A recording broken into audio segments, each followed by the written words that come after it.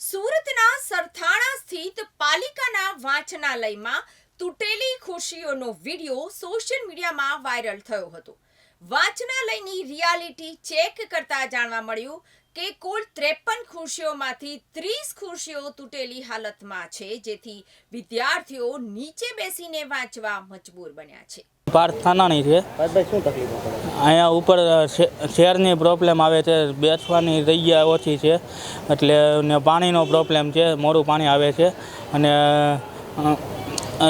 10માં 12માં આવે ત્યારે ટ્રાફિક બહુ થાય છે અને ઘણા એમને પાછા વહી જાય છે ને જગ્યા ઓછી એટલે ઉપર માળનું એક ને ધર્મીની પ્રોબ્લેમ છે ઘણો એમ ઉપરથી ચડતાનો તપેટ એટલે ટોટલ રોજના કેટલા વિદ્યાર્થીઓ આવતા છે ખાસ વાંચવા માટે? 80થી 90 આજુબાજુ આવતા છે. મારું નામ વિશાલ કાકડિયા છે. વિશાલભાઈ, શું તકલીફ પડે છે અહીંયા છેલ્લા 1 વર્ષથી ખુરશીની અછત છે, તૂટેલી છે. ઘણા છોકરાઓ અત્યારે ગવર્મેન્ટ એક્ઝામની તૈયારી કરે છે, સીએના સ્ટુડન્ટ આવે, 10માં 12માની એક્ઝામ હોય આવે. અહીંયા ફૂલ લાઇબ્રેરી ફૂલ જે થઈ જાય છે. કામરેજથી લોકો આવે છે આ 7-8 કિલોમીટર દૂરથી. કેટલી ખુરશી છે અને એમાંથી કેટલી તૂટેલી? અત્યારે 40થી 45 જેટલી ખુરશી છે ને 10-12 જેટલી ખુરશી તૂટેલી છે. છેલ્લા 1 વર્ષથી અમે ઘણી વખત કમ્પ્લેન કરી છે ઉપર આકાર ક્લબમાં, પણ ખુરશી આવતી નથી. આસપાસના વિસ્તારમાં કેટલી લાઇબ્રેરીઓ છે ખાસ? અત્યારે કામરેજથી આ બાજુ એક પણ લાઇબ્રેરી નથી. આ પહેલી લાઇબ્રેરી છે સરથાણા, એની આગળ સીમાડા છે અને પછી યોગી ચોક છે. કેટલા વિદ્યાર્થીઓ ખાસ આવતા છે આ લાઇબ્રેરીમાં? અહીંયાથી ડેઈલી 70-80 આજુબાજુ આવતા હશે. શું તકલીફો, મુખ્ય તકલીફો શું પડે? 3 તકલીફ છે. એમાં પહેલી તો ખુરશીની વ્યવસ્થા બરાબર નથી, બીજું પાણીની વ્યવસ્થા નથી ને ઉપર અત્યારે ગરમી છે એટલા માટે કેમિકલ નાખવાની. નમસ્કાર, હું મહેશભાઈ અણગણ, કોર્પોરેટર, સુરત મહાનગરપાલિકા, આમ આદમી પાર્ટી.